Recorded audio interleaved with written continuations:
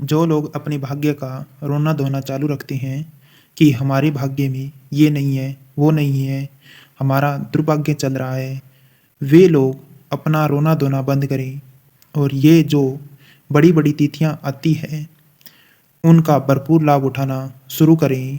आपके भाग्य के कुअंक खत्म हो जाएंगे।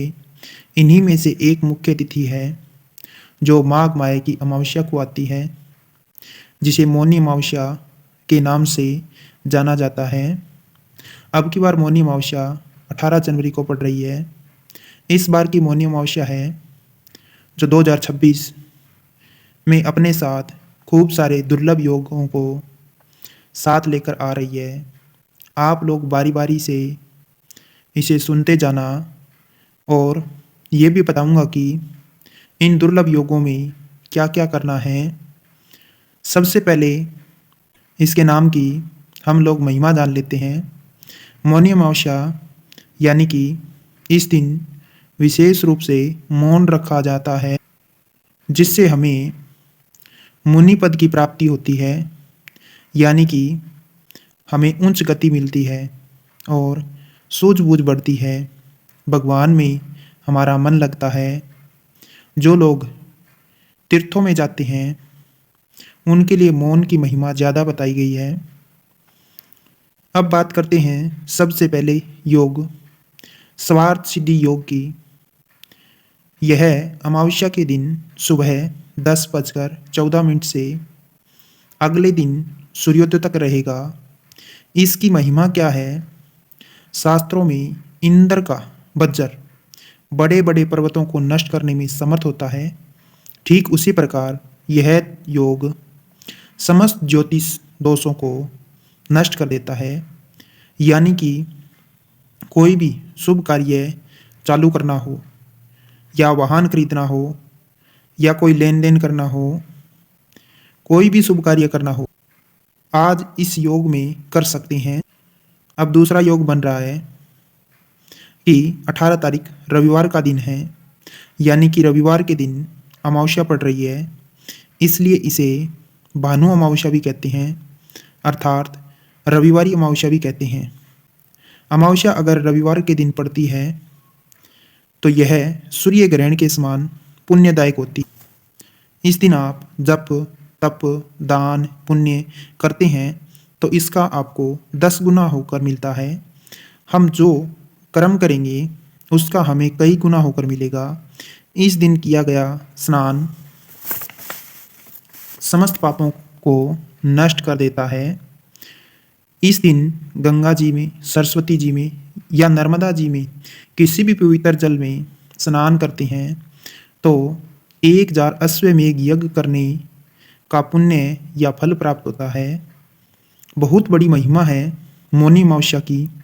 इस दिन हमें ब्रह्म मुहूर्त में ही उठना चाहिए, मौन रहना चाहिए, स्नान करना चाहिए, स्वच्छ और साफ वस्त्र पहनना चाहिए, सूर्य भगवान को जल अर्पित करना चाहिए, पितरों का तर्पण करना चाहिए। पितरों का तर्पण ना करना आए तो एक पात्र लें, उसमें जल लेकर उसमें थोड़े से तिल डालकर दक्षिण की ओर मुख करके दोनों हाथों में जल लेकर पितरों का ध्यान करते हुए नीचे गिरा दें। ऐसा 3 बार करें और अपने सच्चे मन भाव से पितरों को तृप्त कर सकते हैं, जिससे हमें आशीर्वाद प्राप्त होता है। और उसके बाद हमें शिवलिंग पर जल चढ़ाना चाहिए और ओम नमः शिवाय मंत्र का जप करना चाहिए।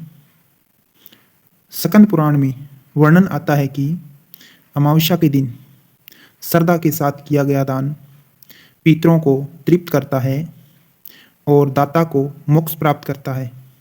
इस दिन तिल का दान करना चाहिए। इस दिन कंबल दान करना चाहिए, अन्न का दान करना चाहिए, गुड़ दान करना चाहिए और काले वस्त्र आदि का दान करना चाहिए। आज इस दिन जो भी काम करेंगे मौन रहकर करें। इस दिन आप झूठ ना बोलें, क्रोध ना करें, किसी की निंदा न करें और तामसिक भोजन ग्रहण न करें। शास्त्र कहते हैं कि इस दिन मौनी अमावस्या पर एक दिन मौन करना, एक समय में भोजन करना, एक माला जप करना और दान करना, दान करता है तो उस पूर्व जन्मों के संस्कार भी शुद्ध होते हैं। और जितना हो सके इसका लाभ लीजिए, आपको इसमें कुछ नहीं दिखेगा। हम क्या कर्म कर रहे हैं, लेकिन पुण्य तो ऐसे चिपक जाएगा, आपको छोड़ेगा ही नहीं। यही पुण्य आगे जाकर हमें कार्यों में सफल बनाते हैं, हमारी बढ़ोतरी होती है। इससे दिखता कुछ नहीं, मिलता सब कुछ है। इसलिए हमें कर्म करने का अधिकार है, हमें कर्म करना चाहिए, न कि रोना चाहिए कि हमारा भाग्य खराब है, हमारी किस्मत खराब है, हमारी तकदीर खराब है। हमें कुछ न कुछ करना चाहिए। आप इस मौनी अमावस्या पर जितना हो सके पुण्य कीजिए और फल लीजिए।